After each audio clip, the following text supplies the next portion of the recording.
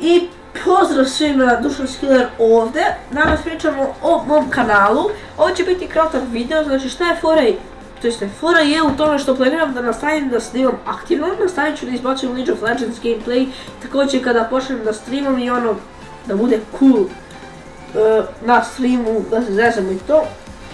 Biće stream highlights, znači bukvalno biće highlights, zezanje i tako dalje u streamu i nešto veoma dobro, da.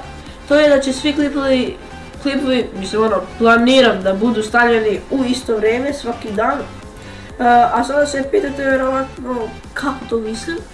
Znači svaki dan ima klipova, znači da ih uploadujem i da budu u rasporedu i da budu objavljeni od 8 do 9 sati uveče. Znači svake večeri kada dođete kući i čekate, čekat će vas moj video u 8 do 9 sati uveče. To je otprilike plan za kanal, nešto više da kažem osim, eto ono, što sam rekao malo prije, gledat ću šta vam se sviđa i to ću ostaviti kao serijal, a ono što vam se ne sviđa vjerojatno ću izbaciti ili brisati klipove. Ali ne verujem da ću brisati klipove, ono, samo ću izbaciti serijale.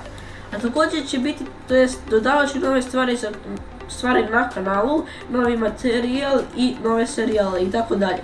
Tako da šerite na grupi i na moju stranicu da svi koji me prati ili koji će me pratiti vide šta i kako planiram da snimam za dalje. I da napomenem pred kraj klipa, molio bih vas da mi klikćete na reklame jer to je vama 3 sekunde dok meni to veoma puno znači. Ali nije malo bitno, ako imate AD bloker ne mora da ga isključujete samo zbog mojih reklama. Snimam samo zbog zabave zato što ja to volim i zato što se meni to sviđa, ne da zbog para, to će polako doći, tako da hvala svima što ste gledali i ostavite dole like, neki komentar ako vam se svidi, hvala svima što ste gledali i mi se vidimo u sljedećoj epizodi. I do tada, ne velik, nego peace!